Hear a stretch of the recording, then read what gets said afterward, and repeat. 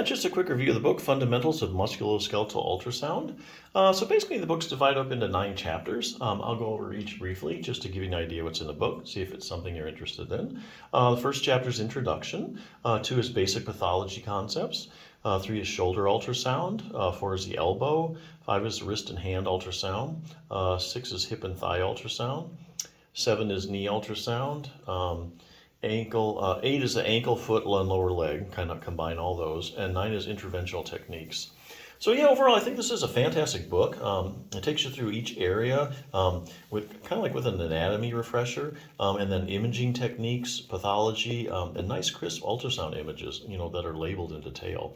So if you're looking for if this sounds like something you're interested in, it's really a really good resource. Another good resource, since there's a high rate of musculoskeletal injuries in sonographers themselves, I'm talking about things like wrist pain, neck pain, shoulder pain. I want to bring up another resource, keep you out of trouble, easy exercises and quick fixes for sonographers with pain. Basically, this is kind of taken the most stressed out tissues that sonographers have, their most common complaints. Kind of starts with the thumb, goes up to the wrist, the elbow, kind of works its way up shoulder, neck, lumbar spine. So these are exercises, and honestly, the exercises just take you like a minute or two. You don't have to do them all in this book, but you take your problem areas, like say if your shoulder's been bothering you, just do the shoulder exercises. We're talking like a couple minutes to do the exercises just a couple times a week. You don't have to do them every day to get stronger.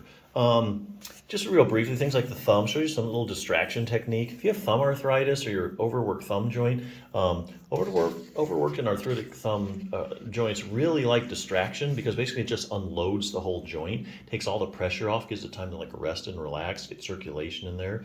A couple of muscles, abductor pollicis longus and your first dorsal interossei. Those 2 muscles really support your thumb joint. So if you're using your thumb a lot, that'll keep you out of trouble. And it goes into the wrist, shows you like some wrist distraction for the wrist joints. Has some stretches, or one stretch. Wrist strengthening, increasing wrist circulation, really important because after a long day of scanning, sometimes your wrist has just had it.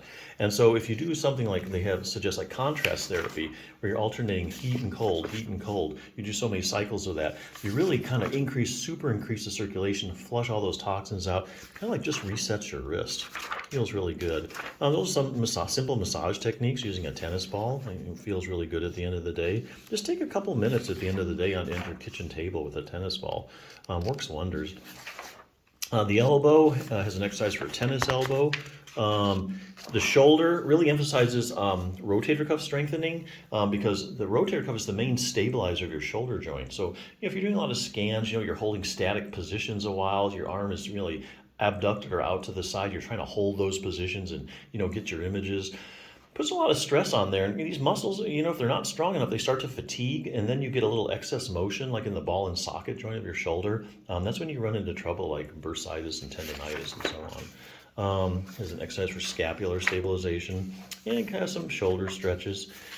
Goes into the neck, has a strengthening exercise if you're having neck pain, has some stretches there, and ends with the neck, or not the neck, ends at the back, the lumbar spine.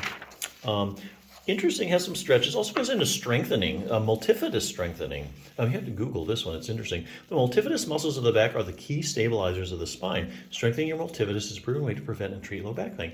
Indeed, there are randomized controlled trials showing that if you just strengthen your multifidus, it can actually prevent low back pain, and it's also a great way of treating low back pain.